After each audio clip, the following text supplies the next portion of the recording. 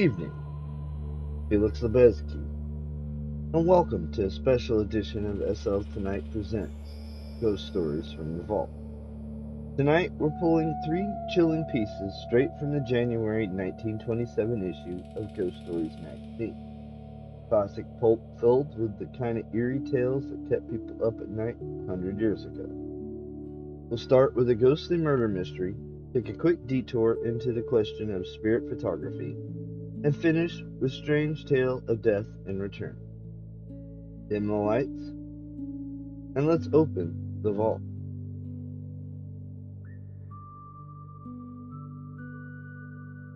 First up, we have a story by R. Cummings, or by Dr. Gray, told by R. Cummings. They hanged a phantom for murder.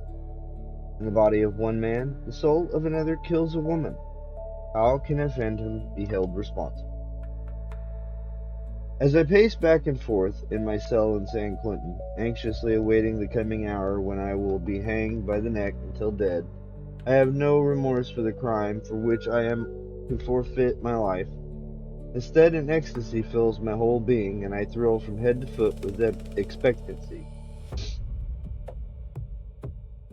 Does this sound like the words of a sane man, or the ramblings of a diseased mind past the landmark of sanity? Am I sane? That is the question which the world wants answered. I will start with the beginning. Everyone is now acquainted with the bizarre and fiendish murder case that racked the whole Pacific coast with its gruesomeness. For those not familiar with the case, I will state briefly wherein Dr. Gray, I call myself by this name in this narrative, although known to the world by another name, prominent Los Angeles dentist, is supposed to have murdered his wife by administering gas, as used by profession in the method of extracting teeth. There was a hint of a scandal between the said Dr. Gray and his assistant, whom I will call Grace Turner. It all came about by my attending a spiritist seance in Hollywood. Being of a sensitive nature, one of those humans endowed with something skin to the mysteries, I soon became an interested student of the occult. As I was blessed with a clientele far larger than my fondest expectations, the occult afforded me form of relaxation from office hours. On this particular night, I was attending a seance. I was accompanied by my wife, the hostess of the evening, and there was to be a party followed by a seance conducted by a celebrated English medium. Introduced my wife and myself to a Dr. Ralston, who was quite an adept in the study of mysticism or occultism, whichever you prefer to call it. It seems he had spent considerable time in the Orient, mastering mysteries of the Far East. Dr. Ralston was several years my junior, of athletic build, while I am anything but athletic. He had delicately chiseled features, almost effeminate. I noticed his lips were very thin. They somehow gave me the impression of a brutal cruelty, well hidden by the veneer and polish attained through much travel and contact with many types of people. The man had that masterful self-possession which so many strive to attain. I learned that he was a newcomer to the state of California, a dentist by profession, and looking for a suitable location. He was perfectly at home with the ladies and held them spellbound with his thrilling accounts of experiences in the Orient and elsewhere, in his study of the occult. I noted, too, with annoyance, that he paid my wife quite a bit of attention at the seance. No one else seemed to notice it, however, and I soon forgot it. A few days later, while passing a suite of rooms in the same building in which my office was located, I was greatly surprised to see Dr. Ralston's name printed in large gold letters on the door next to mine. I knew that the rooms had been vacant a short while, but it never entered my mind that of all the office buildings in Los Angeles with offices available, that Dr. Ralston would choose the building in which I was located. In the course of time, we became quite friendly, since I was broad-minded enough not to be jealous of my competitor, and we had many things in common. He belonged to the same lodges, clubs, etc. that I belonged to. And besides, my wife was even more interested in spiritualism than I was. And I enjoyed hearing Dr. Ralston relate his many experiences, especially those dealing with the astral plane and soul flights. Thus entered the snake into the Garden of Eden. He became a frequent visitor to our home. On occasions, the sometimes came up when I was too tired or had business matters to clear up. He would escort my wife to a show, or perhaps a lecture, or whatever the occasion called for. I would usually be in bed when they returned, but one evening I was detained downtown later than usual. I decided to leave my car, which had been giving me trouble, at a garage about 4 blocks from our residence, and walk the remaining distance. As I'm light on my feet for a man of my weight, I approached the house almost silently and was about to enter when I heard voices. I recognized them as my wife and Dr. Ralston. The doctor was pleading with my wife to run off and leave me and go to Europe with him. He was professing his love for her in the most endearing terms I have ever heard a man use. All through his siege of lovemaking, my wife kept trying to quiet him, assuring him every so often that she loved me only and could never love another man as long as I remained alive. I felt triumphant in that moment, that my wife was not losing ground and I was as true and as loyal as I knew she would always be. I carried an automatic in my car, as there had been a number of holdups shortly before around Los Angeles. For the moment I was almost persuaded to take it, shoot him. But from the study of the occult I realized that if I took his life, I'd probably be earthbound for years trying to work out my salvation for the deed done in a moment of passion. At this moment the doctor turned around, and although I ducked down by the side of the porch among the bushes, I had the feeling that he'd seen me. Anyway, the voices ceased. I walked slowly around to the back door and into my room, and I was prepared for bed. The next morning at breakfast, my wife startled me by saying, "Dr. Ralston's been trying persistently to force his attentions on me." I feigned surprise and asked her to tell me all about it.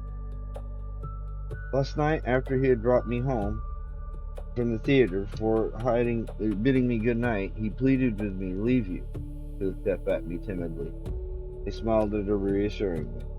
"If there's any fault here, my dear, it is not yours. But I have noticed for some time that Dr. Ralston's been paying you marked attention. I thought he was a gentleman and would keep in his place. Hereafter you will not be annoyed by him." So that was the end of my wife going out with the doctor. To make things worse, however, and to bring matters to a head, shortly after this happened, my assistant, who had been with me ever since I'd opened the office, decided to get married to a meal ticket she had found out in Hollywood, and I was forced to get a new girl. From among the many girls who applied, I decided upon a beautiful little southern girl by the name of Grace Turner. I believe she must have loved me from the first moment she saw me, and I must say, if Lucifer tempted with a more alluring snare than he cursed me with, God pity him. She didn't inspire in me a noble love or respect, but worked on my baser nature. I was tortured at night with dreams of mad desire in which she was the central figure. Sometimes I was a king, and she was my slave in these mad dreams. Sometimes we were two unfortunates shipwrecked on some desert island. While in these dreams I would toss in bed as a man stricken with fever, and would waken tired and exhausted, my night clothes soaking wet from the violent night sweats and that always followed the dreams. In some unexplainable way, Dr. Ralston gained the knowledge that my assistant was madly in love with me.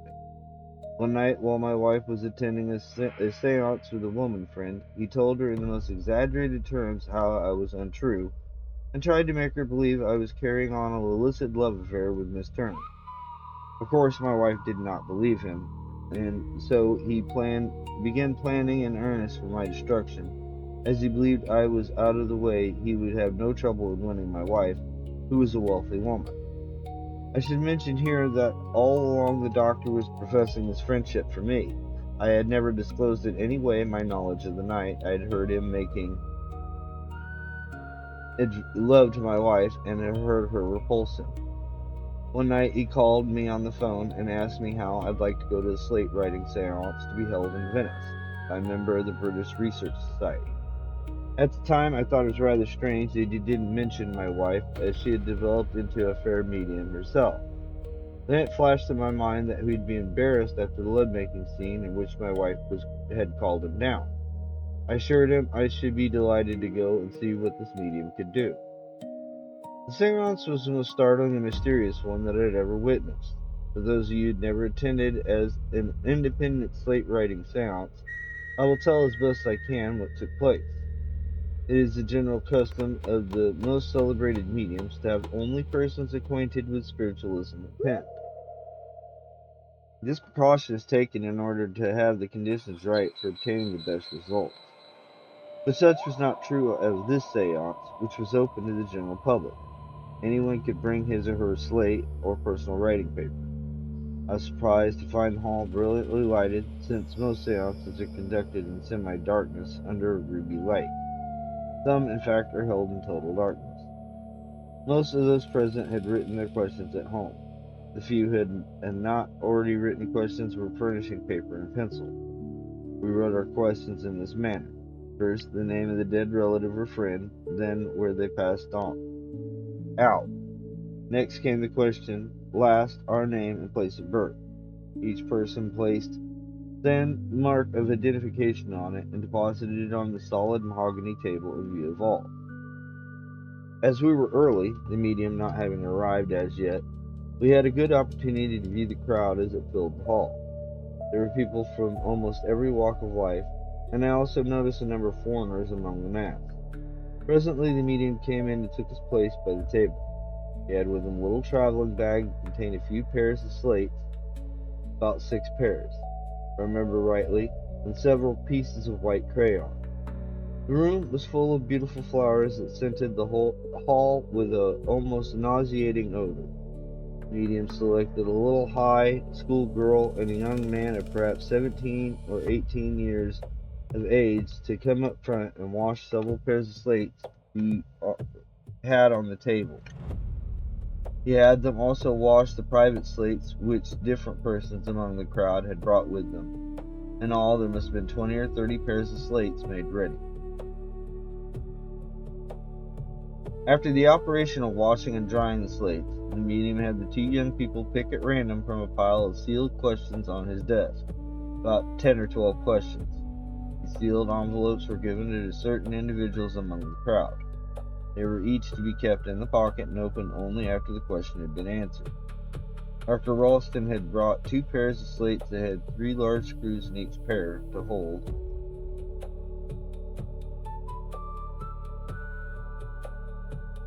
Oh, you gotta be kidding me.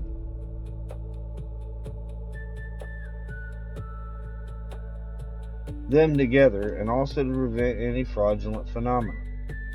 The 2 young people began passing out the slates at random to various persons in the hall. It seemed almost coincidence that the doctor and I should each receive a pair. Dr. Slate had 1 piece of white chalk on it.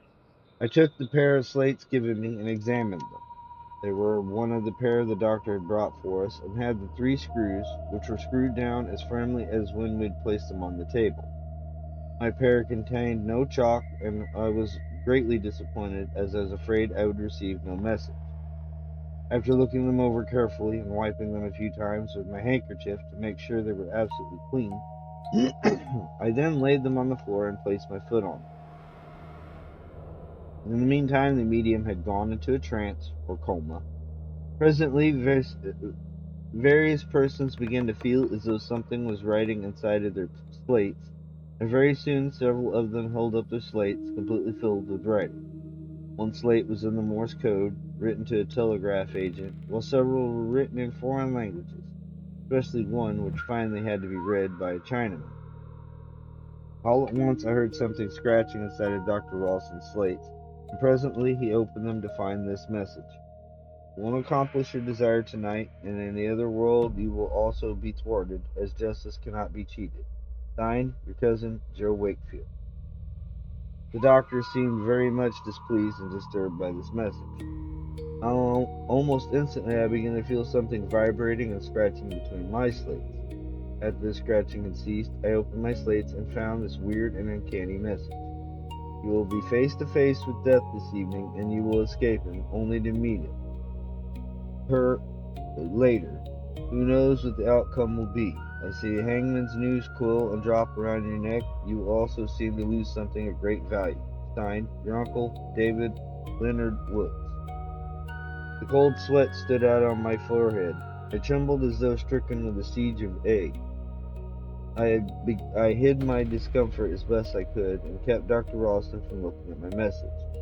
After almost everyone had received a message, either by slate or independent answers to their questions, the medium said he was in the right condition to give a few demonstrations of materializing, which amounts to having the dead return with seemingly their earthly bodies and converse with the living. The medium then selected 3 men, of whom I happened to be one, to come up behind a screen placed for the occasion, and strip him from head to foot to see that he had no paraphernalia from which he might produce or imitate fraudulent spooks. And after we were all satisfied that he had nothing to produce spooks with, we gave him some silk pajamas to put on. Then we placed him in the cabinet. It was a 3-sided affair, built for the purpose, resembling a screen. After he was seated inside this, we placed his feet in a pan of meal. We also had a man, one of 3 of us, sit in the cabinet and hold his hands all during the seance. The second seance was conducted in semi-darkness, yet it was quite light enough to distinguish different objects in the room. The medium went into a trance, and after a short wait, a white-like substance that reminded me of a spider web began to flow from his mouth. Soon faces began to take form out of this substance. Sometimes an arm would appear or a foot. Finally, to my astonishment, a voice in the cabinet which came from the medium's mouth, or which I had known anywhere as my father's, called out, "Dr. Gray, come up to the cabinet. Your father is here." I walked up close, my nerves tingling. I could hardly believe my eyes. There stood my father. He was exactly as I'd known him in life just before he died, except that he looked far more radiant and younger. Yet his face wore a worried expression, as if he'd been having a great deal of trouble. "Charlie, my boy," he said in quiet tones, "you're in terrible danger, and I see much evil around you, I'm afraid. But have courage. I will do all I can to protect you. Give my love to Nadine. Nadine is my wife's name." He smiled at me and began melting away, or dematerializing, until just his head remained above the floor. His radiant features gradually drew down to an almost dazzling flash of light, then he was gone completely. Believe me, if you think the slate message unnerved me, you should have seen me at that moment. By turns, I became icy cold and burning hot. I don't think there was a dry thread on me. The doctor was greatly upset, and now my belief, which I had held from the first, that he was a magician, grew stronger. I fully believed that this was the first time Dr. Ralston had been brought face to face with the genuine good. I had better state, for those of you who may be skeptical, that 12 forms in all appear at this materialization. Some were children, of whom several were not recognized, although most of the spirits were. Many people went away firm believers, while the skeptics went away, as they came, saying it was the work of the devil. After the meeting, the doctor and I both secured our slates by each paying the sum of $1. I would gladly have given $1,000, or even more, for the experience of seeing and conversing with my father. On the way home, the doctor started in making insinuating remarks about Miss Turner and myself.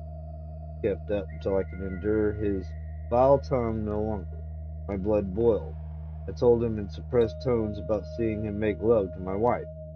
I was driving the car at the time, and as we were approaching a bridge at the bottom of the steep hill, with almost cat-like agility, he grabbed the steering wheel out of my hands and headed the car for the side of the bridge.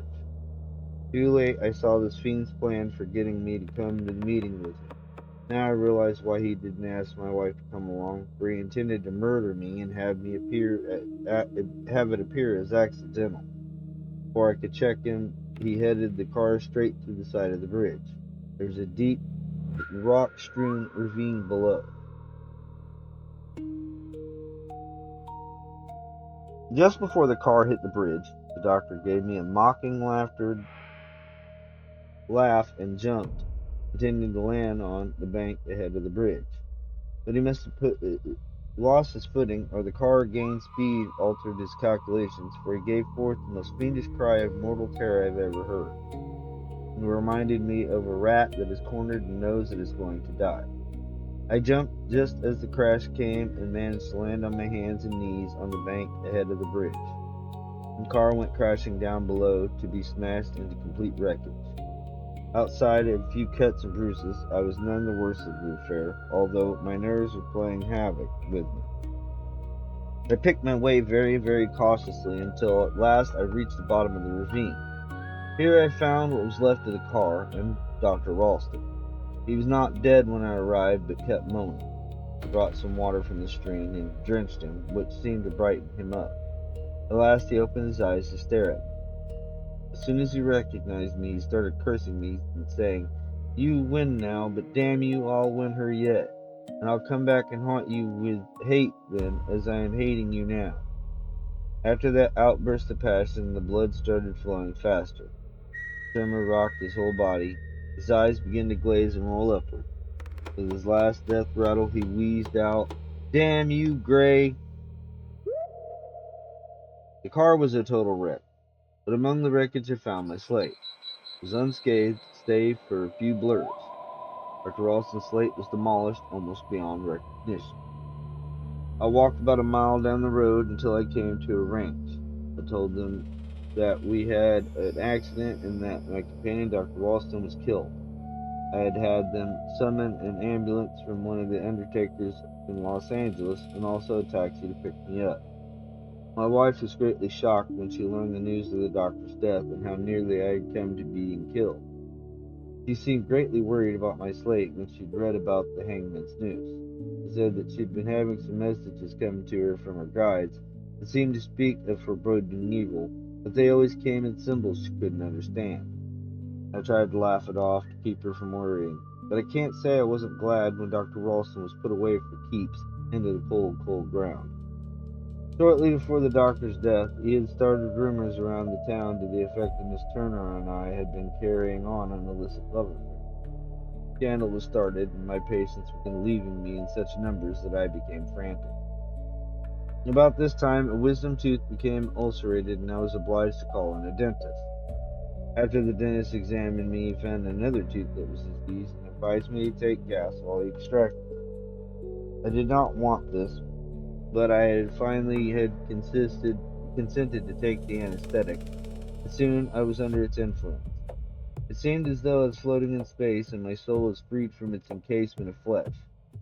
It felt so restful and calm, better than I had felt for months, for the passing events had proven a terrible strain on me. I seemed to be able to look down at the dentist who was working on my body. At times it seems as though I saw forms and faces flit by me, and I seemed to catch fragments of thought vibrations, part of which I couldn't understand. Then, almost at once, I was jerked back in my body, and I could faintly hear the dentist saying to my assistant, "He's coming out of it okay." Then he began pumping oxygen into me. I felt almost angry at the dentist for bringing me back to this world of worry and strife.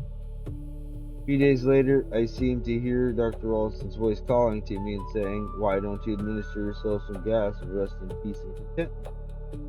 I tried to shake this feeling off, but at last I couldn't stand any longer, and after telling my assistant that I was through for the day and that she could go, I locked the door and made ready to take another peaceful soul flight and explore the mysteries of the unknown. I was soon experiencing the same ecstasies I experienced on the previous occasion. Here was contentment, peace, and rest, and for a while I was just floating in the ether. I soon learned by a kind of mental vibration that these faces I encountered were the souls of men who had once lived on Earth, but through some laws that they had broken were doomed to be earthbound. Some of them were doomed to float about the earth plane for centuries before they would be able to work out their salvation. I expected to see Dr. Ralston among them, for he did not have the heart and soul of a murderer, but I didn't see anything of it. It seemed as though I had been in this world of spirits a long time, when in reality it was but a few moments. I was gradually pulled back into my earthly body, and soon I gained consciousness again. I kept the secret practice up for several months. until it was beginning to tell on me. Even my old friends who had stuck to me while the scandal was raging full blast began winking and rapping their heads as though they thought I was losing my mind. At last came the day that I'll never forget, the day that brings this narrative to a climax. The wife for several days had been complaining of several teeth that were almost driving her frantic. She insisted that I pull them, but already my lady of the gas had fastened her tentacles on me, and I didn't want to be cheated out of an enjoyment I derived from my new-found revelation. I sent my assistant away as usual, which had become of late almost a daily custom, and soon I had the mask over my face and was thrilling from head to foot with expectancy. At last I was freed from my earthly carcass, but in giving the gas I must have been in too big a hurry. Heretofore an elastic like silken cord held my soul to the body of the flesh. Now I felt it snap, and I shot up into a void which I can't describe as space, as I seemed to be beyond the control of gravity. As I shot upward, I looked back. I saw my earthly body topple from the dentist chair and slump down in a heap. Almost at once, I heard a fiendish laugh. I knew it to be Dr. Ralston's, and too late I realized his horrible purpose. In a second, it seemed to me, I saw my earthly body squirming around on the floor, stretching first one arm out, then another, and gradually getting to its feet. Then I saw my own face, distorted with passion and lust, grinning at me in a fashion that would put a devil himself to shame. And I saw my wife enter the room. At first this puzzled me, but I remembered I hadn't locked the door as usual. Dr. Ralston in my body walked up to my wife and smiled in a usual way. He patted her on the back sympathetically. What was going to happen next? He placed her in the chair and made ready to extract her teeth. He adjusted the mask over her face and began pumping. I was frozen with horror. Wouldn't the fiend ever stop pumping? Then it dawned on me that he was murdering.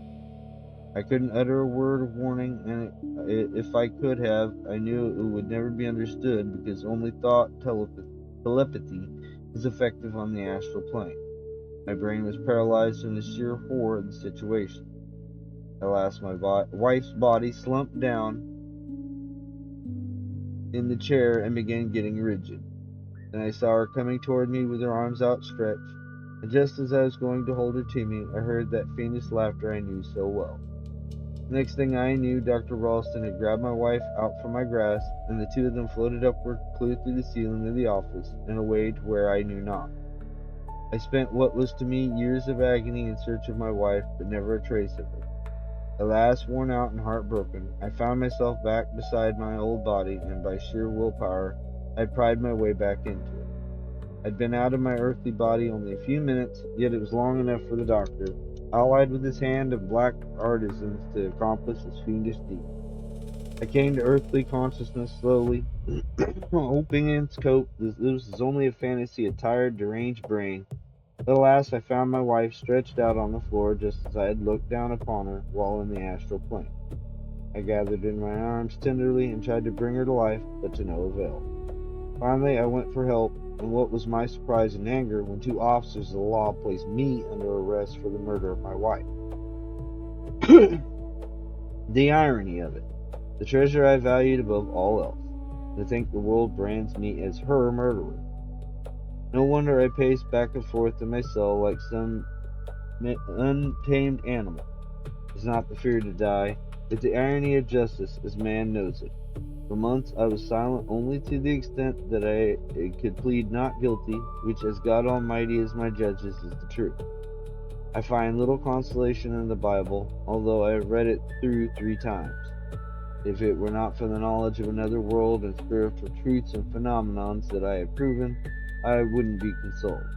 But I know that out in the great beyond, my beloved wife is anxiously waiting for me with all the tenderness known to women. After several months of grilling and third-degreeing, which I look back on with horror, I at last confided in my attorney these facts, which I have here given to you. He laughed at me and said I was crazy. God knows sometimes I think I am, with all the sorrow and torment I have gone through. I wouldn't consent to be examined by an alienist, but needless to say, I was placed in the hands of 3 of the greatest alienists in America and Europe, and they all agreed that I was sane. At any rate, sane enough not to be excused from paying the death penalty. The infallible fingerprint system used in this country, if nothing else, doomed me, for did not the police find my fingerprints all over my wife's body, also over the gas mask and pumping mechanism? While I was judged guilty of murder in the first degree, and now I await the coming of the day, at 10 o'clock in the morning, when I, an innocent man, will pay the price by hanging by the neck until dead. I await, not in fear, but with rejoicing. For will I not meet my beloved wife?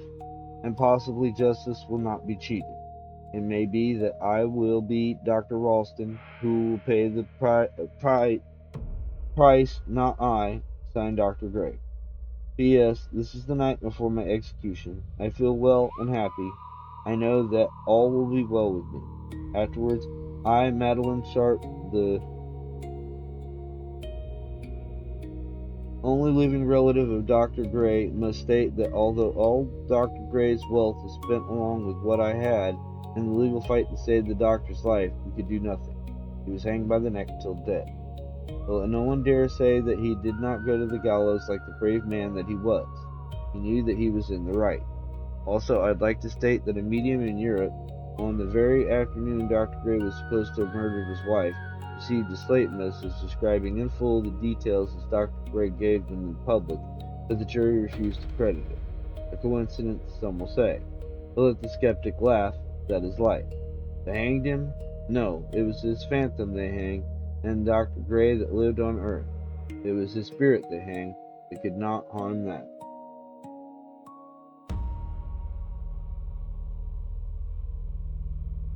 And that was They Hanged a Phantom for Murder by Ray Cummings. Now let's step into something a little different. An essay from the same issue that asks a fascinating question.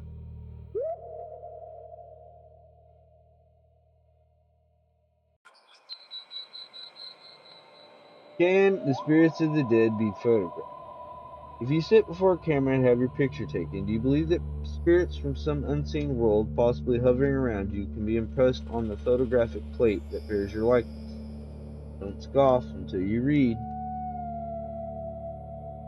The most persistent mystery in all of spiritualism is the riddle of the haunted cameras. Can we photograph ghosts? In spite of the repeated and authoritative efforts to show up the whole business as a sham and a fraud, which most of it certainly is, the thing will not down. As fast as one medium is caught at a new trick, another scientist of indisputable respectability comes forward with evidence which cannot be blown away with the breath of contempt. On the face of it, the thing seems to be absurd. How could any sensible human being in his right mind come to believe that phantoms of the dead, invisible to the naked eye, can become visible, present, and evident on a photographic plate? By what process of reasoning can men and women, otherwise normal in all their ways of thinking, accept such a fantastic idea? That is the natural reaction of anyone who hears about spirit photography for the first time. Yet a little examination in the subject will make the matter clearer to him. He may be a greater skeptic than ever, but he will certainly be puzzled and amazed. For the wonders of spirit photography are manifest and manifold, nor can they be easily dismissed. I remember very clearly my introduction to the whole subject. It was through the pages of Hours with the Ghosts, a very fine book in its period, written by my friend Dr. Henry Ridgely Evans. Through his gentle and cynical style, I first learned the theory of spirit pictures and their makers, the mediums, of the camera. It seems that not everyone could take spirit photographs. One had to be a psychic.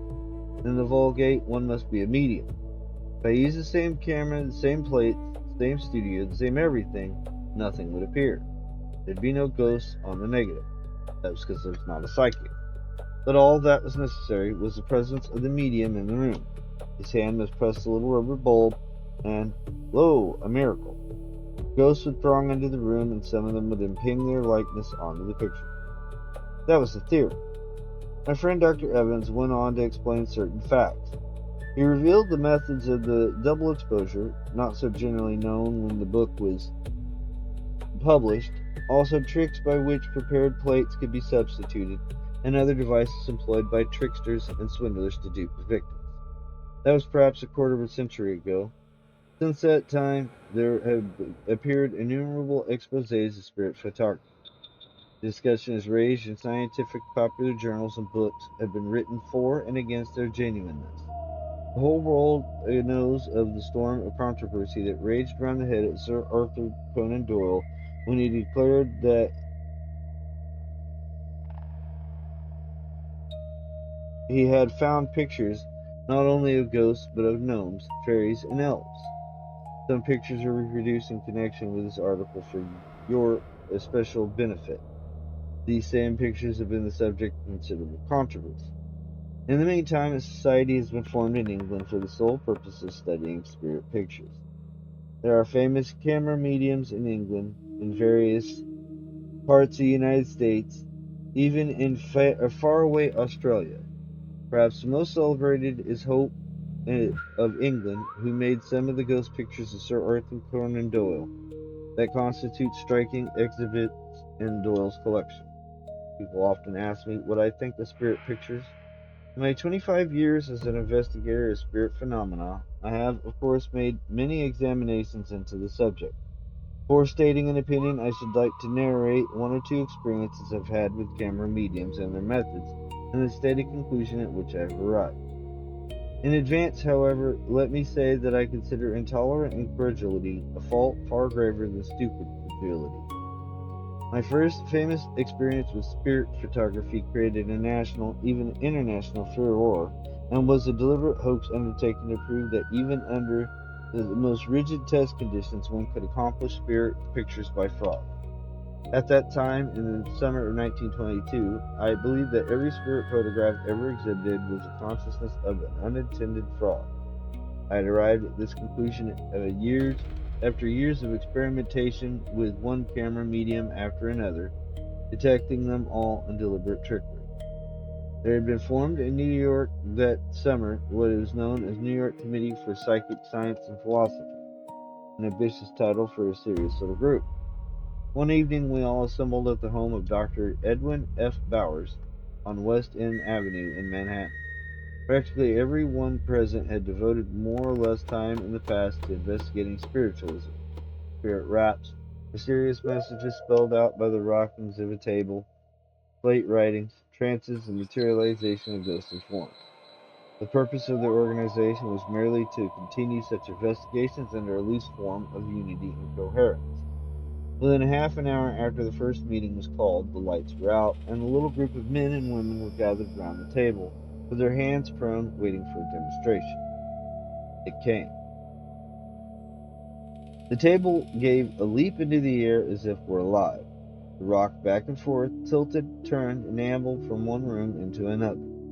Instantly questions were put to it, to which replies were rendered in loud and sonorous knocks. The knock seemed to come from the very heart of the table. Is there a spirit in this table? Was the first question. It appears there was, and the presence identified itself as the soul of Hyslop, the great pioneer of psychic research in the United States of America. But no one was very cordial to the professor, for he didn't remember his own birthday or his middle name. The experiment was dropped in discouragement, and the group applied itself to a serious discussion for the remainder of the evening. The discussion turned on spirit photography. I had just read where Sir Arthur Conan Doyle had laid down the rules of evidence for psychic photography. I was telling the others about it.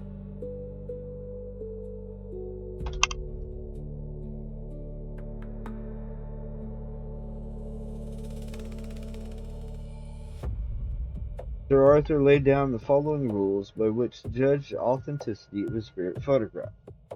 I, the usual control of plates, camera, and photographer, or 1. The usual control of plates, camera, and photographer, which means that the photographer has nothing to do with these things until the time pictures are to be taken. The committee in charge does all the preliminary work. 2. The picture of a dead man must appear in the picture.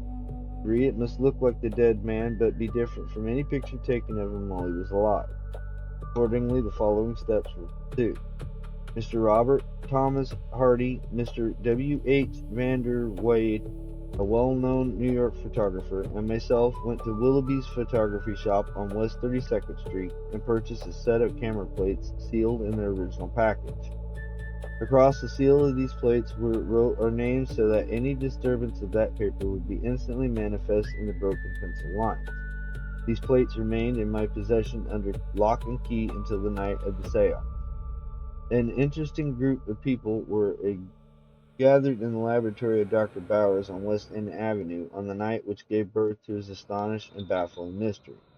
Present in the room as guests of Dr. Bowers were Major and Miss Scott, Major Ramis, Mr. Geiger, Mr. Hardy, Miss Eleanor Ramos, a novelist of distinction, her sister, Miss Maria Haviland, a trained nurse, Miss Ashfield, Mr. W. Adolph Roberts, a poet, Mr. Vander Wade and his camera, and myself. The astonishing proposal by means of which he meant to obtain, if possible, a spirit photograph struck the company with surprise. It was our intention to hypnotize someone and send that person into a trance, deeper and deeper upon the astral plane, and then, while the spirit might be leaving the prostrate and unconscious body, Mr. Vanderwade would explode a flashlight, and we would see what we would see. It was our hope that since Hyslop had ruled our first seance, we might photograph him at the second. With great courage, Miss Haviland agreed to be the subject, yielding herself to the mesmeric passes and hypnotic suggestions of Dr. Bowers, who, in an old practice and hierophant in the hypnotic mysteries. Before this was done, however, I insisted that the most rigid control be obtained over the photographic apparatus. Mr. Vander Wade, as the photographer, was barred from any direct handling of the plates which I had brought to the meeting. They were introduced into the holders under the observation of Major Scott. The camera was minutely examined.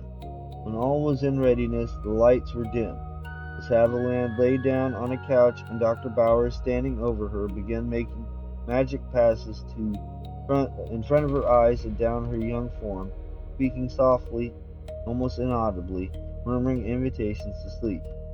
A great sigh escaped her. Her eyelids fluttered and closed. Her body seemed to grow rigid, then suddenly out of her mouth issued a stream of jargon in strange guttural intonations, with fugitive snatches of some wild and barbaric melody. "She is talking Romanian?" cried one. "No, no," cried another excitedly. "It's a gypsy dialect spoken in the south of Spain." Before the matter could be decided, the jargon ceased. The girl lay utterly still, and Dr. Bowers lifted his head and whispered to her, "You will not be startled at anything that happens." He lowered his hand, which was the signal to Mr. Vanderweed. The room was rocked with an explosion of the flashlight cartridge, and a great plume of white smoke curled towards the ceiling, as if it were itself a ghost. Not an eyelid of the entranced girl fluttered, nor was her pulse accelerated by so much as a fraction. She lay apparently dead to the world. Dr. Bowers slowly withdrew the influence which had seemed to paralyze her, and she woke up dazed but otherwise undisturbed. There were other experiments that evening. Miss Ramos was hypnotized, and while in a trance cried out some exceedingly dramatic accusations. If this were a story of hypnosis, the experiences of Miss Ramos would require columns of description, but I have time to tell only of the amazing spirit portrait. It was a picture taken of Miss Haviland at the moment where she was deepest in her slumber that produced this uncanny phenomenon. The plates remained that night in the possession of Major Scott. The next morning they were developed under his supervision. So apparently every avenue of fraud was closed and barred, every precaution taken to prevent trickery or practical jest. All the rigid conditions demanded by skeptics thoroughly imposed, yet the first print that came out of that dark room contained upon its surface a face that did not belong there, a face that had not been visible to our naked eyes, staring, bearded, unmistakable countenance of the old Columbia professor who gave his life to a pursuit of phantoms and who died unsatisfied. The face of the man who proclaimed himself to that rapping table. The face of James H. Hyslop. And there you have it. What is the solution of such a mystery? When we showed that picture to Dr. Walter Franklin Prince, at that time Principal Research Officer of the American Society for Psychic Research, he identified it as Hyslop's face. No man in the world is more familiar with fraud as practiced in spirit photography than he. All the old tricks he'd been able to detect, but here was one which he could not explain. If, said he, this is a fraud, then it is most excellent, most adroit. None of the old tricks has been employed here, and it is a real spirit picture. It is the kind of picture that I should think a spirit would really make. When you hold your next meeting, I want to be there and observe your work. Perhaps Dr. Prince would be able to find the one clue that had hitherto escaped us all. But in this connection, let me point out that one great test which Sir Arthur Conan Doyle declares is a true touchstone to truth in such manifestations is here apparently met. In one of his letters to me, Sir Arthur said, "It is when you get pictures of the dead which look like them, but of which no such picture actually exists in the world, that you have a genuine spirit picture." So far as we've been able to find, no such picture of Hyslop as we found on this plate has ever been known to exist. I am an old hand at this game. I have put fraudulent mediums behind the bar behind the bars. I have attended hundreds of seances. When the newspaper reporters asked me what I thought of this picture, I replied that I was certain it was a fraud, and this charge appeared in the newspapers the next day. This was a serious accusation. It seemed to imply that someone had a guilty knowledge. I was willing to admit that. It was the most amazing spirit picture mystery of which I had ever heard, but I announced that I should make it my business to find out the truth of this matter, and within 6 months I should either expose the trick or become a convert to genuine spirit photography. Within 3 months I gave the following statement to the public.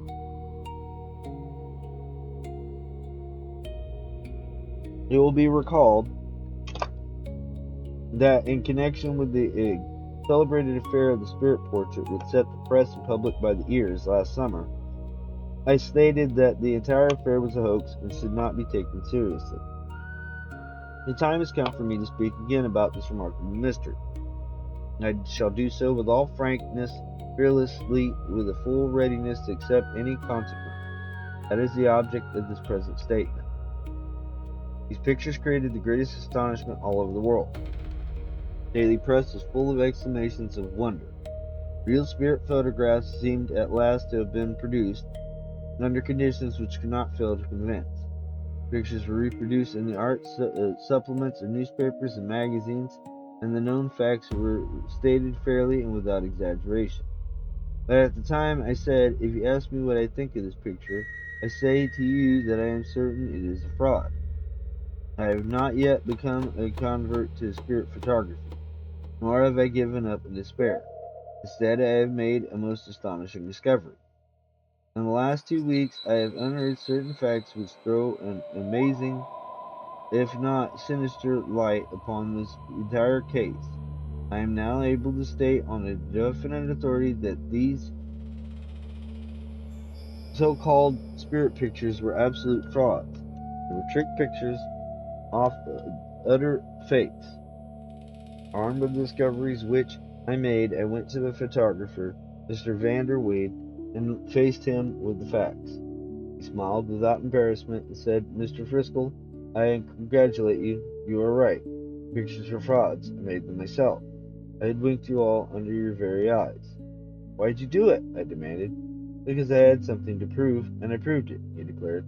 "I'm an absolute skeptic of all such matters. I do not believe there is such a thing as a genuine spirit photograph in existence. They're all frauds. I wanted to prove that I could make a spirit photograph under the test conditions which Sir Arthur Conan Doyle laid down. I did it. I deceived America with my spirit face of Hyslop. I could do it again. No one can detect my method."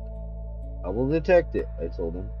"I'll pay you $100 to you the day that you do," he replied.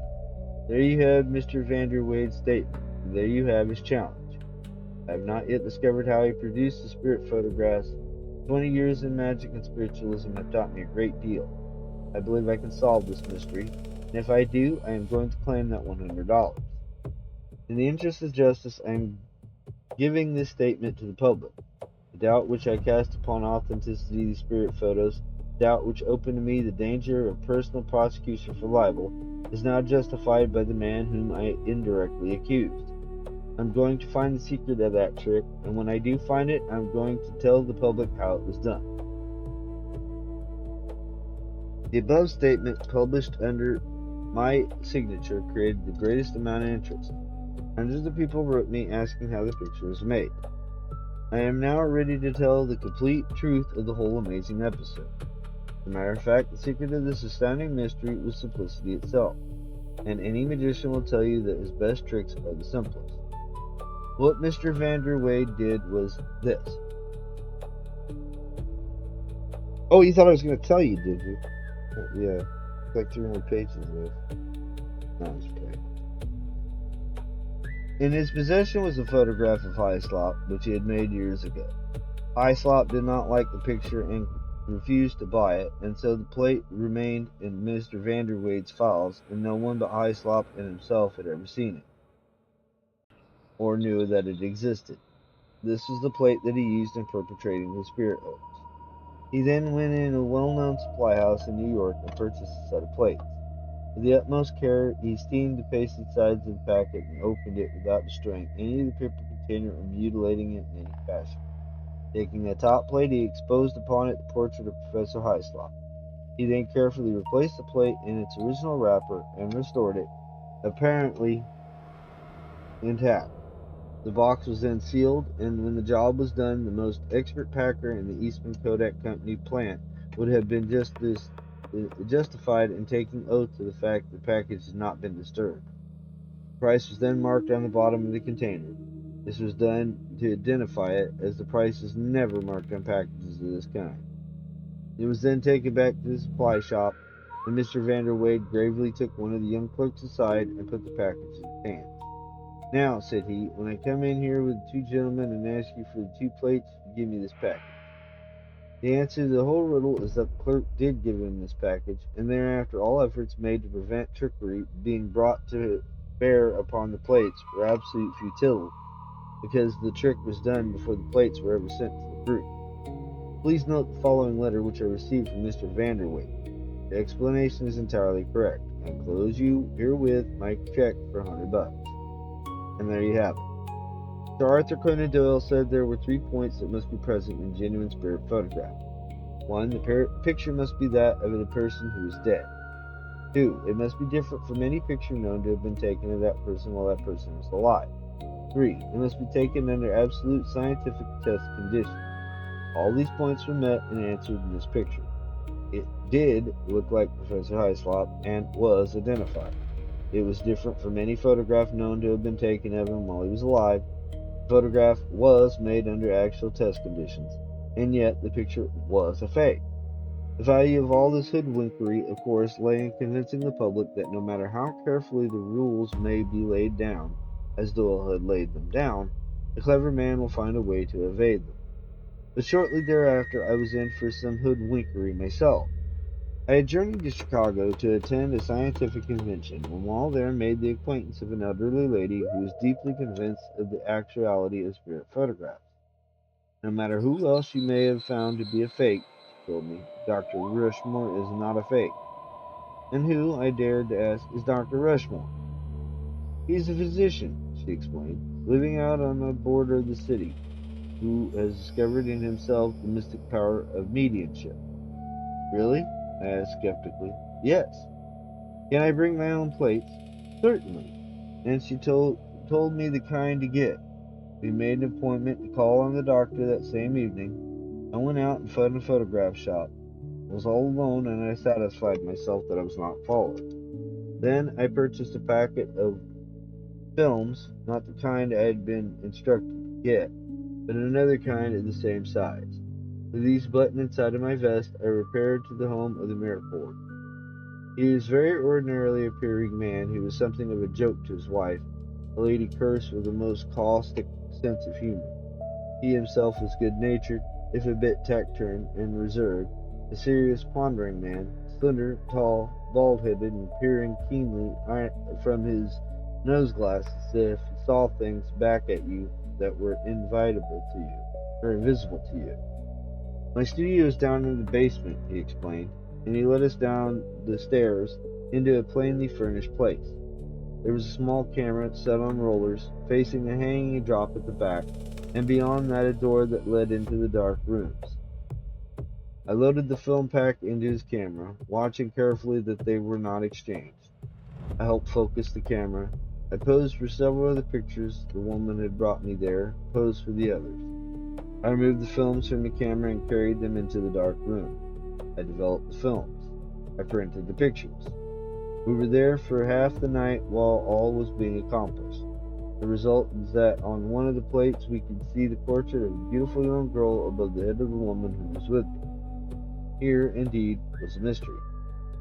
In vain I tried to remember every step of the way in order to find the trick. I knew there was a trick for it, but where? Had the doctor ferreted the films out of my possession without my knowing it, double exposed them, and tricked me under my very nose? I am a good sleight of hand performer myself, and I didn't like to think I could be so easily duped. I thought of the weirdest explanations.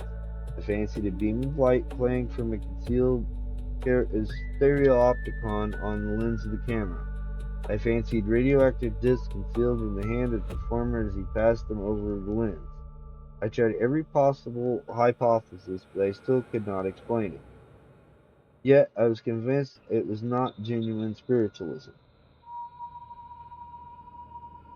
I was convinced that some jugglery too subtle for my eyes was responsible for this astonishing result. At last I came upon the solution. If it is disappointing to the reader that I cannot disclose it here, I am so deeply sorry, but I try to be fair in dealing with spirit mediums, no matter how I may suspect them. I cannot swear that my hypothesis is correct. I merely assert that I have found a simple, an exceedingly simple hypothesis which does fit the facts, and by which I can duplicate the surprising portraits made in Dr. Rushmore's studio.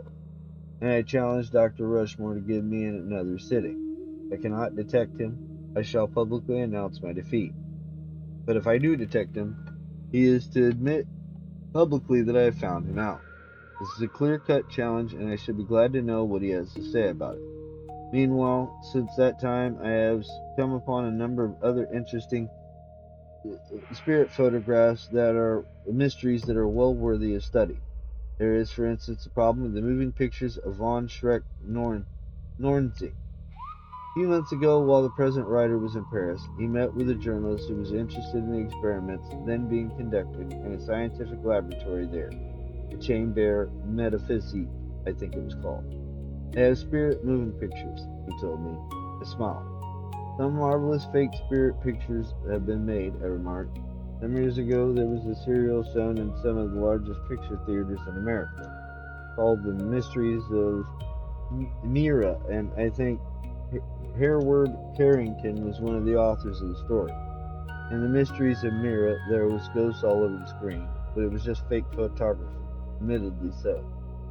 It's not a fake, said the Parisian journalist positively.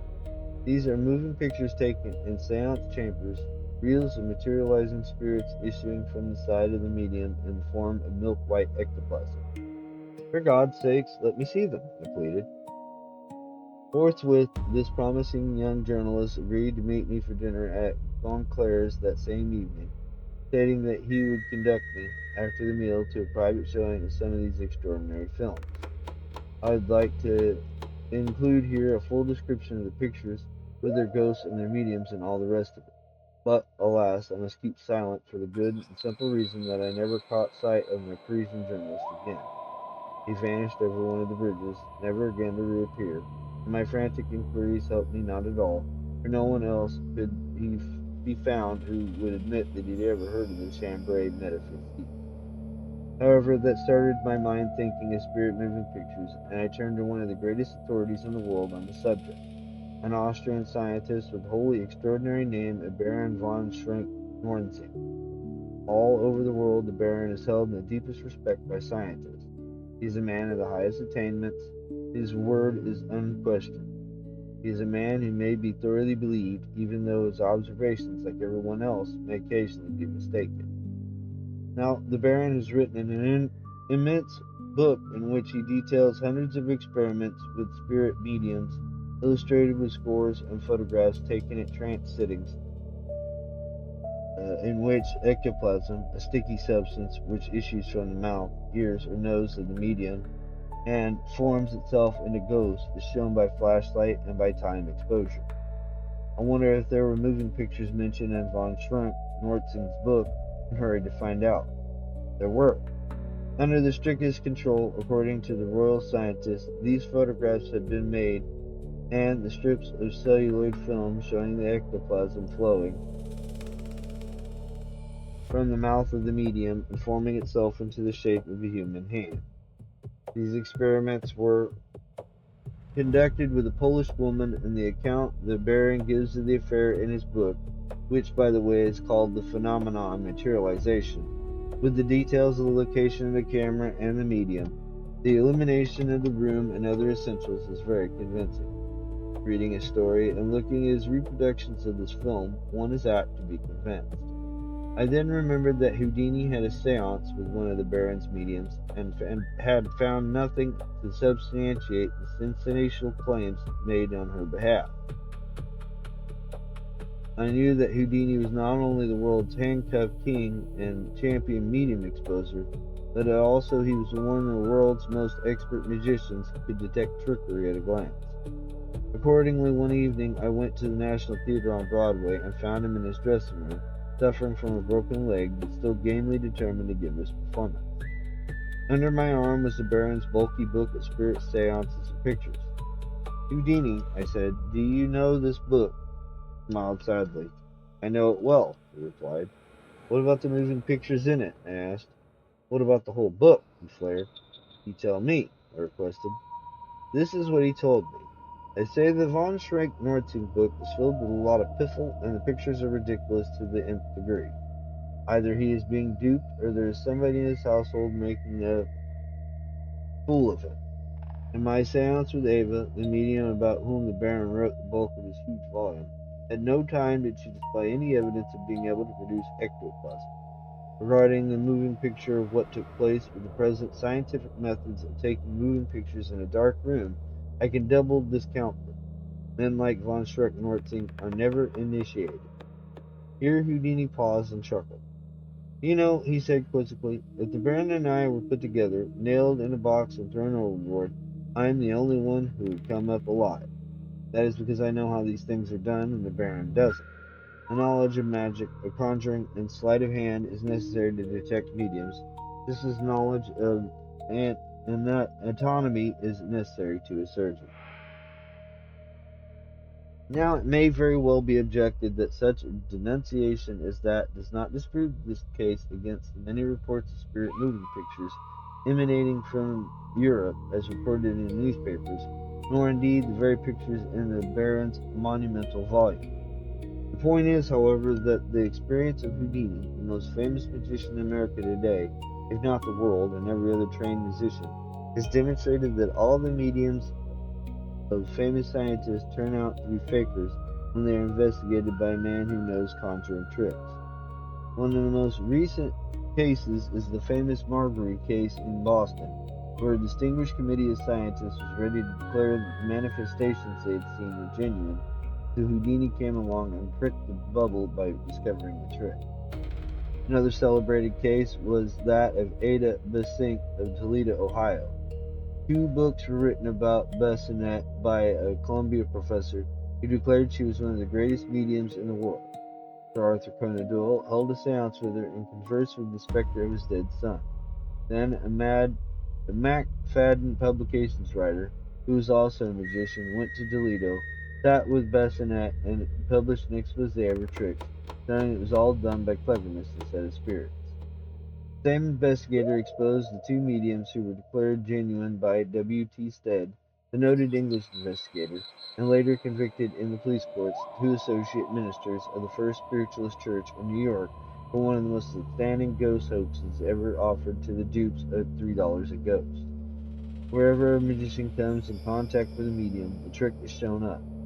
Houdini has exposed hundreds of them, and when Houdini says that the spirit moving pictures are piffle, It is not hard to believe it. The candid opinion of this writer is that we will wait a long time before we have 5 real pictures of actual spirits, and in the meantime we can get along very nicely with Gloria, Dorothy, and Lillian, Charlie, and Richard, and the other glorious living. Green's no place for dead ones anyway. Meanwhile, should you ask me if spirit photography is ever genuine, I can only shrug my shoulders and ask you, when is anything ever wholly genuine?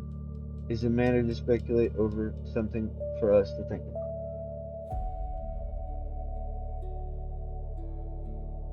Could the dead really be captured on film? That's the question they were debating back in 1927. Now, for our final tale of the night. The Man Who Died Twice by Frank Belknap Jr. When Hazlitt saw a stranger at his desk, his emotions were distinctly unpleasant. Upthorpe might not have given me notice, he thought. He wouldn't have been so high-handed a few months ago. He gazed angrily about the office. No one seemed aware of his presence. The man who had taken his desk was dictating a letter, and the stenographer didn't even raise her eyes. "It's damnable," said Hazlitt, and he spoke loud enough for the usurper to hear. But the latter continued to dictate. "Premium on policy 6284 has been so long overdue." Hazlitt stalked furiously across the office and stepped into a room blazing with light and clamorous with conversation. Upshur, the president, was in conference, but Hazlitt ignored the 3 directors who sat puffing contentedly on fat cigars and addressed himself directly to the man at the head of the table. "I worked for you for 20 years, he shouted furiously, "and you needn't think you can dish me now. I've helped make this company. If necessary, I shall take legal steps." Mr. Upshur was stout and stern. His narrow skull and small eyes under heavy eyebrows suggested a very primitive type. He stopped talking and was staring directly at Hazlitt. His gaze was icily indifferent, stony, remote. His calm was so unexpected that it frightened Hazlitt. The director seemed perplexed. 2 of them had stopped smoking, and the third was passing his hand rapidly back and forth across his forehead. "I frighten them," thought Hazlitt. "They know the old man owes everything to me. I mustn't appear too submissive. You can't dispose of me like this," he continued dramatically. "I've never complained of this miserable salary you gave me, but you can't throw me into the street without notice." The president colored slightly. "Our business is very important," he began.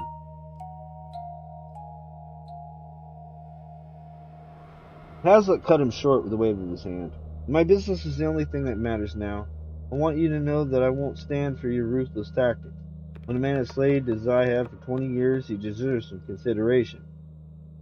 I'm merely asking for justice. In heaven's name, why don't you say something? Do you want me to do all the talking?" Mr. Upshur wiped away his coat sleeve, the small beads of sweat that accumulated above his collar. His gaze remained curiously impersonal, and when Hazlitt swore at him, he wet his lips and began. "Our business is very important." Hazlitt trembled at the repetition of the man's unctuous remark. He found himself reluctant to say more, but his anger continued to mount.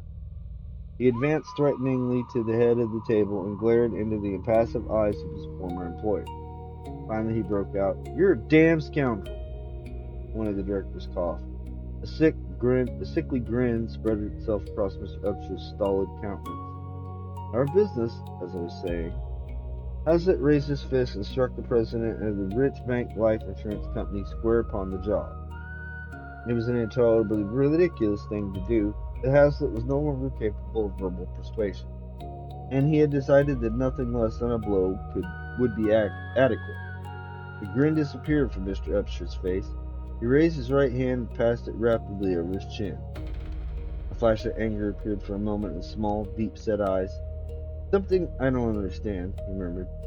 "It hurt like the devil. I don't know precisely what it means." "Don't you?" shouted Hazlitt. "You're lucky to get off with that. I've a good mind to hit you again." But he was frightened at his own violence, and he was unable to understand why the directors had not seized him. He seemed utterly unaware of anything out of the ordinary, and even Mr. Upshur did not seem greatly upset. He continued to rub his chin, but the old indifference had crept back into his eyes.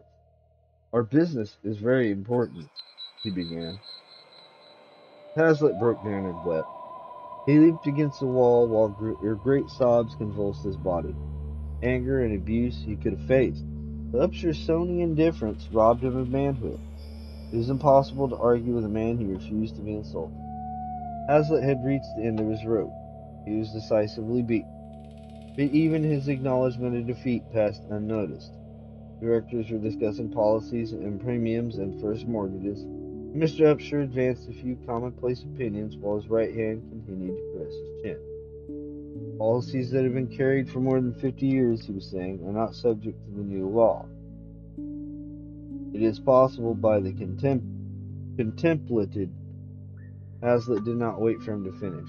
Sobbing hysterically, he passed into the outer office, and several minutes later he was descending in an elevator to the street. All more courage had left him. He felt like a man who had returned from the grave. He was white in the lips, and when he stopped for a moment in the vestibule, he was horrified at the way an old woman poked at him with her umbrella and actually pushed him aside. The glittering chaos of Broadway at dusk did not soothe him. He walked despondently, with his hands in his pockets and his eyes upon the ground. I'll never get another job, he thought. I'm a nervous wreck, and old Upshur will never recommend me. I don't know how I'll break the news to Helen. The thought of his wife appalled him. He knew that she would despise him. She'll think I'm a jellyfish, he groaned. But I did all a man could. Can't buck up against a stone wall. I could see that old Upshur had it in me for the start. Hope he chokes. He crossed the street at 73rd Street and started leisurely westward. It was growing dark, and he stopped for a moment to look at his watch. His hands trembled, and the timepiece almost fell to the sidewalk. With an oath, he replaced it in his vest. Dinner will be cold, he muttered, and Helen won't be in a pleasant mood. How on earth am I going to break the news to her? When he reached his apartment, he was shivering. He sustained himself by tugging at the ends of his mustache and whistling apologetically. He was overcome with shame and fear, but something urged him not to put off ringing the bell. He pressed the buzzer firmly, but no reassuring click answered him. Yet suddenly he found himself in his own apartment. I certainly got in, he mumbled in an immeasurable, frightening voice, but I apparently didn't come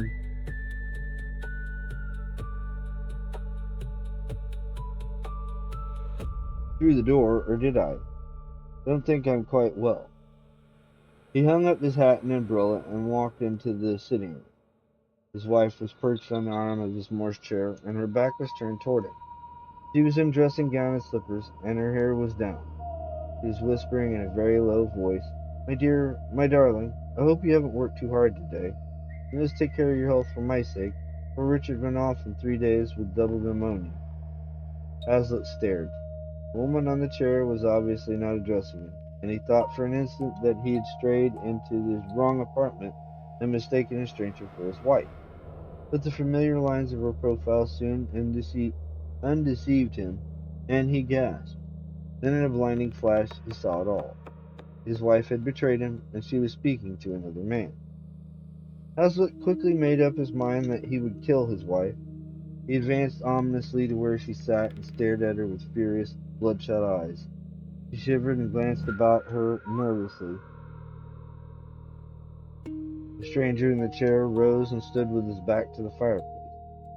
Hazlitt saw that he was tall and lean and handsome, seemed happy, and was smiling. Hazlitt clenched his fist and glared fiercely at their intruder in his private home. Something has come between us, said Hazlitt's wife in a curiously distant voice. I feel it like a physical presence. You will perhaps think me very silly. The stranger shook his head. I feel it too, he said, as if a ghost of an old love had come back to you. While you were sitting on the chair, I saw a change come over your face. I think you fear something. I'll make you both fear something, shouted Hazlitt. He struck his wife on the face with his open hand. She colored slightly and continued to address the stranger. It's as if he had come back. It is 6 months tonight since we buried him. He was a good husband, and I'm not sure that I have reverenced his memory. Perhaps we were too hasty, Jack. Hazlitt suppressed an absurd desire to scream. The blood was pounding in his ears, and he gazed from his wife to the stranger with stark horror. His wife's voice sent a flood of dreadful memories swelling through his consciousness. He saw again the hospital ward where he spent 3 days of terrible agony, gasping for breath and shrieking for water. The tall doctor with sallow, bloodless cheeks bent warily over him and injected something into his arm. Then unconsciousness, blessed oblivion wiping out the world and all its disturbing sights and sounds.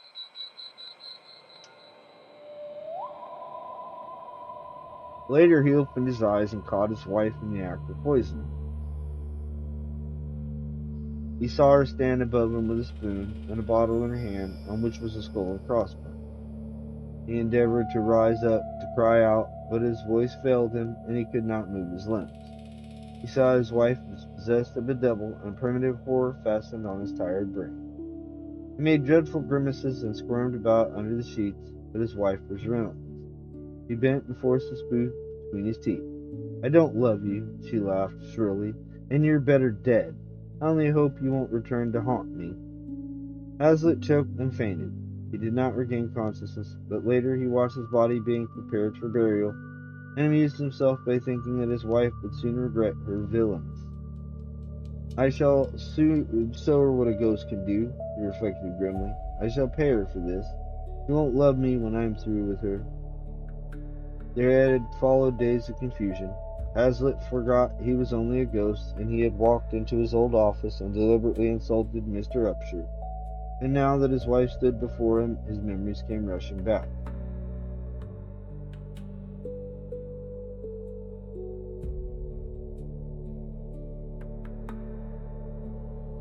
He was a thin, emaciated ghost, but he could make himself felt.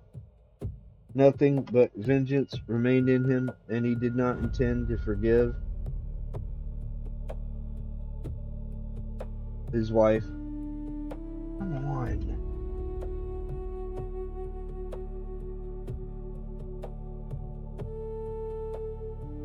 Sorry, folks. The magazine that this is in is all chopped up and has weird ways. It's hard to read. He was not intended to forgive his wife. It was not in his nature to forgive. He would force a confession from her, and if necessary, he would choke the breath from her abominable body. He advanced and seized her by the throat. He was pressed with all his might upon the delicate white throat of his wife. He was pressing with lean, bony fingers. His victim seemed sunk into a kind of stupor. Her eyes were half shut, and she was leaning against the wall. The stranger watched her with growing horror. When she began to cough, he ran into the kitchen and returned with a glass of water. When he handed it to her, she drained it at a gulp.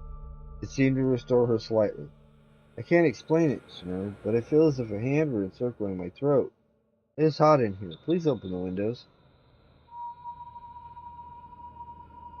The stranger obeyed. It occurred to Hazlitt that the man really loved his wife. "Worse luck to him," he growled, and his ghost voice crackled with emotion. The woman was choking and gasping now, and gradually he forced her to her knees. "Confess," he commanded. "Tell the fool how you got rid of your husbands. Warn him in advance. He will thank you and clear out. If you love him, you won't want him to suffer." Hazlitt's wife made no sign that she had heard him. "You're no good at all by acting like this," he shouted. "You don't tell everything, I'll kill you. I'll make you a ghost." The tall stranger turned pale. He could not see or hear Hazlitt, but it was obvious that he suspected the presence of more than two people in the room. He took Hazlitt's wife firmly by the wrist and endeavored to raise her. "In heaven's name, what ails you?" he asked fearfully. "You act as if someone were hurting you. Is there nothing I can do?" There was something infinitely pathetic in the woman's helplessness. She was no longer able to speak, but her eyes cried out in pain. The stranger at length succeeded in aiding her. He got her to her feet, but Hazlitt refused to be discouraged. The stranger's opposition exasperated him, and he redoubled his efforts. Soon he realized that he could not choke her. He had expended all his strength, and still the woman breathed. A convulsion of baffled rage distorted his angular frame. He knew that he would be obliged to go away and leave the woman to her lover. A ghost is a futile thing at best and cannot work vengeance, Hazlitt groaned. The woman beneath his hands took courage. Her eyes sought those of the tall stranger. "It is going away. It is leaving me," she whimpered. "I can breathe more easily now. It is you who have given me courage, my darling." The stranger was bewildered and horrified. "I can't understand what's gotten into you," he murmured. I don't see anything. You're becoming hysterical. Your nerves are all shattered to pieces. Hazlitt's wife shook her head and color returned to her cheeks. It was awful, dearest. You cannot know how I suffered. You will perhaps think me insane, but I think I know he was back of it. Kiss me, darling. Help me to forget. He threw her arms around the stranger's neck and kissed him passionately upon the lips. Hazlitt covered his eyes with his hands and turned away with horror. Despair clutched at his heart. Futile ghost, he groaned. Futile, weak ghost. I couldn't punish a fly. Why in heaven's name am I earthbound? He was near the window now, and suddenly he looked out, and at his stars attracted him. I shall climb to heaven, he thought. I shall go floating through the air and wander among the stars. I am decidedly out of place here. It was a tired ghost that climbed out of the window and started to propel itself through the air. But unfortunately a man must overcome gravitation to climb to the stars, and Hazlitt did not ascend. Still earthbound. He picked himself up and looked about him. Men and women were passing rapidly down the street, but no one had apparently seen him fall. I'm invisible, that's sure, he reflected. Neither Upshur nor the directors nor my wife saw me, but my wife felt me, and yet I'm not satisfied. I didn't accomplish what I set out to do. My wife is laughing up her sleeve at me now. My wife? She has probably married that ninny, and I hope she lives to regret it. She didn't even wait for the grass to cover my grave. I won't trust a woman again if I can help it. A woman walking on the street passed through him. Horrible, he groaned. There isn't a thing to me at all. I'm worse than a jellyfish. An entire procession of men and women were now passing through his invisible body. He scarcely felt them, but a few succeeded in tickling him.